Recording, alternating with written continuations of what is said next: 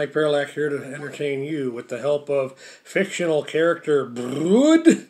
Oh, happy hour, oh, happy hour. I wish every hour was happy hour. No, that's not how that goes, Brood.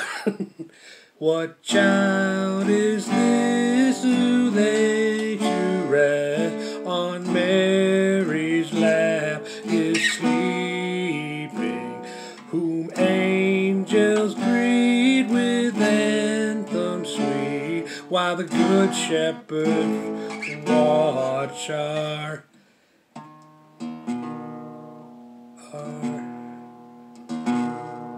keeping.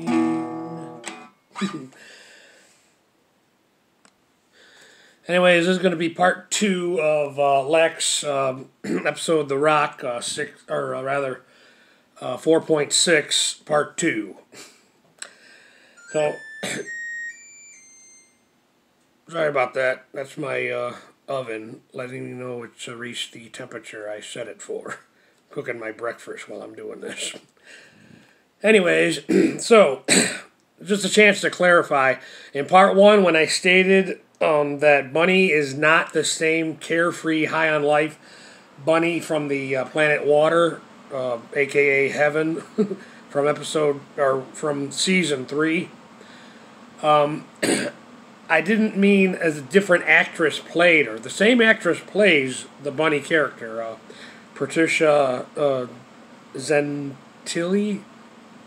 Apologize if I'm pronouncing that wrong, but same actress plays her. But there is a degree of, I don't want to say damage because there's too much negativity associated with that word, but Earthly Bunny is somewhat tarnished compared to Planet Water Bunny. But I would imagine this was intended by the makers and players of the show LEXX. Bunny's going to Newfoundland, under Prince's demand. She is reluctant about it. One thing I like about in the series, in regards to the back and forth between Bunny and Prince, is she's always on the defense with Prince's intentions, despite her kind of being innocent. One thing I like is when Prince calls her name, Bunny. She goes right away. She's like, "What?" I just love that. The performers. I just love that. But Bunny's reluctant into this whole going to Newfoundland. It's only by Prince's demands. He basically has the President Reggie, under his thumb. They didn't really go into too much details about this in the series yet, but I think this is why Bunny loves the President. It's some sort of deal he has with Prince. She loves him with a passion. It refers to him as the most interesting and the most powerful, interesting man in the world. And Prince says, "Next to me," reminding them both who the real boss is. So she agrees to go. Of course, she goes, "I'll think of you the whole time I'm away, and I'll come quickly back." Which is a good example of how this show plays with words and dialogues, which I find entertaining. So when she gets to the tavern, the priest hole in, one of the things Stan says is, "You could come with us on the LEXX." And she says, "I don't know, Stan. I think I'm supposed to stay here." The character is very vague in their intent and purpose. But Stan states to her that he's leaving because she's there to get them to try to stay via Prince's orders. But Stan says, "I don't like my kingdom, Newfoundland. It's cold and all this stuff. I think we're just going to go to Transylvania, and then when we're done there, we'll just go back to the LEXX and leave Earth forever." And right away she's like, no, no, please don't do that. 'Cause, you know, she wants to keep her man, the president, happy. So that's when she tells him to meet her in a room at the tavern, the inn, so she can give him a going-away gift. So later on, she's in the room, you know, talking to Princess, and he says they're leaving, and that's that, and can I come back now? she just wants to go home, and Princess is like, no. Goes, I told him I had, and then she says, I told him I had a going away gift, but I don't have a going away gift. Like, I don't know what to do. You know? And the husband, President Reggie, says, you done good for your country. We will arrange a going away gift for Stan. And Prince says, we certainly will. And she says, what? You? And right away, the president looks at Prince and says, no, no, give him the finger. And Prince says, gives him the finger saying, who's boss here? And then right away, the president goes back on the phone with Bunny and says, Bunny, if you love your country, it's okay, you know. And she says, I don't know if I can do, you know, the prince says, you're to give him the ride of his life. And she says, I don't know if I can do that. I love the president so much. I can't imagine myself with another man.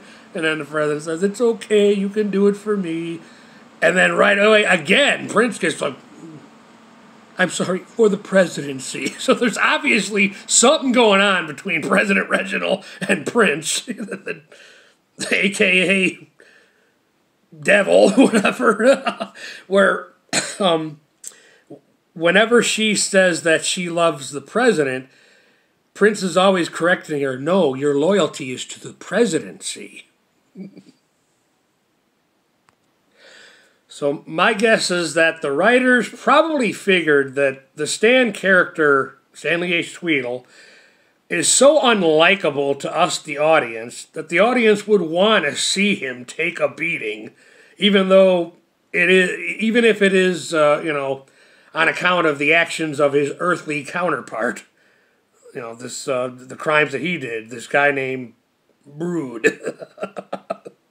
But Brood gets his comeuppance another way, which I'll probably go further into in part 3.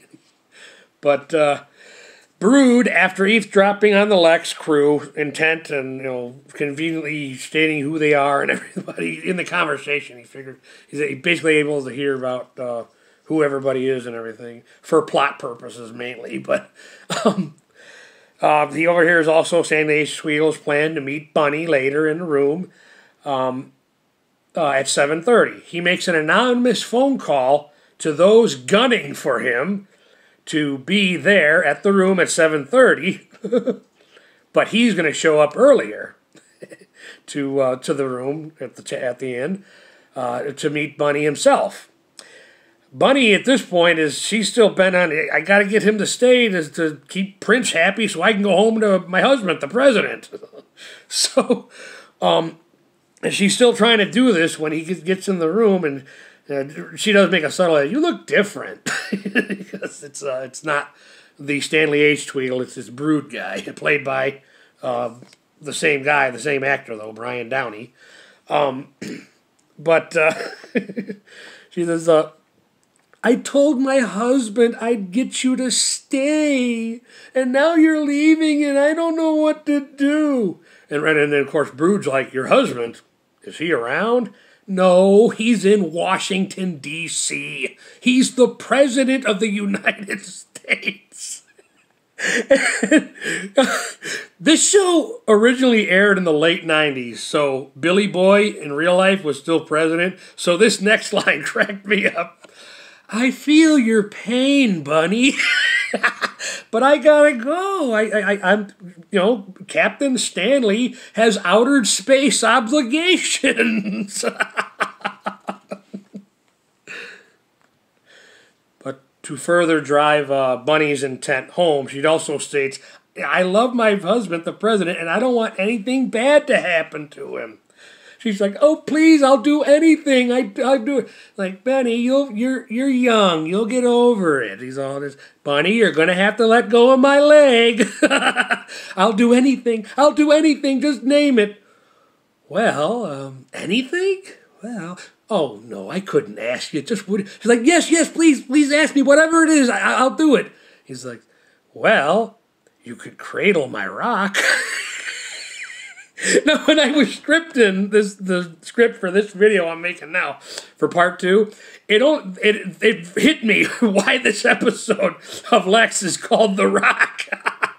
I thought it was because it was Newfoundland, a sort of an island like Alcatraz or something, but I guess I had to put my head in another state. So she's like, I don't know what you mean, cradle your rock. Well, Bunny, I'll explain it to you. And he unzips his drawers, and which, if we remember earlier in the story, remember he was hiding in fish batter. Poor Bunny. So in the aftermath of this meaningless act, he tells her, well, you were great. I had better. She's like, okay, so now you'll stay, right? Well, I gotta go. But you said you'd stay. Well, I lied, Bunny. You know what they call that around here? Tough nutty. A nuggy. A tough nuggy. And she says, you're a bad man. She runs in the bathroom crying her eyes out. And then the jerk robs her. You know, as much as I hate the terrestrial Stanley H. Tweedle, his earthly counterpart, or the terrestrial Stan, is even more unlikable. Kudos to the actor, Brian Downey. So she's crying her eyes out, and after he robs her, he goes to leave out the door. And I feel, at this point, you're feeling bad for the Bunny character, but I couldn't help but laugh at his next line. Give my regards to the president. Which means, leads me to believe he thinks Bunny is cuckoo, but then why does he believe all the BS he overheard between Kai, Zev, and Stan in the pub or in the tavern? But then he thinks they're all cuckoo. And when they talk about going to a LEXX, that it's the LEXX is really a redneck's RV that they call a spaceship, or something to that nature.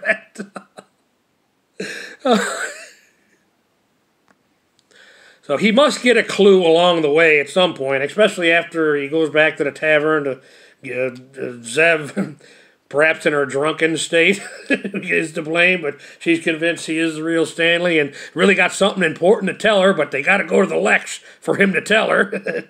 But once he's on the Moth, and he's which he doesn't know how to fly, of course, being Brood, this earthly. This Earth counterpart of Stanley. So he's like, I'm not feeling up to it. Can you fly? So now I got to give a public service announcement because Zev is forced to fly the Moth drunk. And, drunk driving is bad enough, but drunk flying is even more of a bad idea, even if it is a fictional vehicle like a Moth. But they do make it back to the LEXX without incidents because it must be Zev's drunken state, though, is to blame. Why she's not wise to the fact that this is not the Stanley she knows, because it's really Brood. Because the look of us, he's looking at the LEXX like, oh my God, it's true. These people are from outer space. But anyways, her drunken state, and maybe why, but I do wonder how she dismisses his throwing away his hat. Because I do recall an episode from season 2 or 3 where it's made apparent to us, the audience, that Stanley H. Tweedle has a hardcore affection for his little red hat. I might go into that further in part 3. But when we first meet the owner of this tavern, the priest hole, apparently he is a retired priest. But he when we first meet him in the story, he's basically sleeping, so it's pretty much established that he lives there as well as owns the place. So he sees he's eyeing Kai looking at the piano. And he says to him, "I see you've taken to the ivories." "It is a musical instrument," Kai says. "I am Kai. I'm from the light universe. I was an assassin in his divine order. I died." "Well, we all have a story to tell, lad, even if it don't amount to much in the end. Why don't you give it a go with the keyboard, with the piano?" So then he tells, he says to the patrons at the place, "Attention! Tonight we have something very special for you. Tonight this good-looking fellow Kai is from the dead universe." Must be the mainland, hey? "He's going to give us a tickle of the ivories." He telling all this to the patrons in the tavern.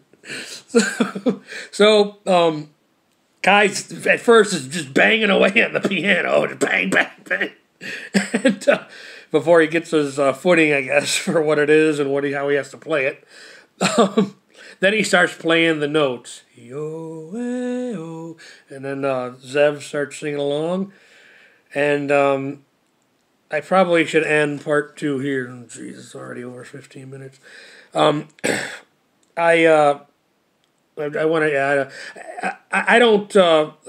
When these videos get too long, nobody watches them, or they get less reviews, and I understand why. I shy away from videos myself that are much longer than 15 minutes. So I'll just mention one more thing.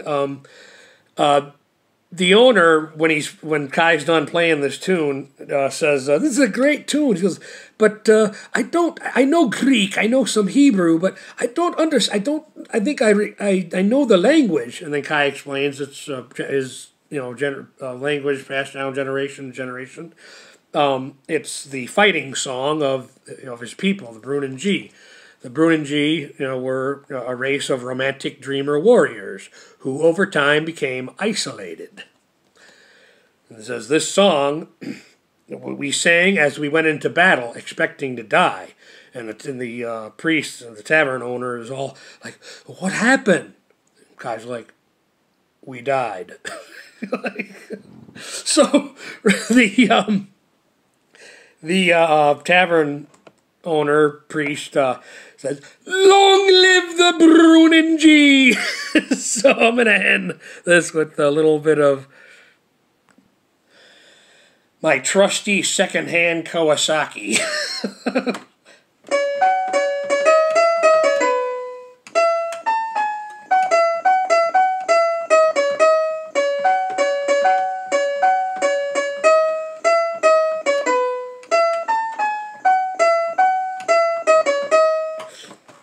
Alrighty.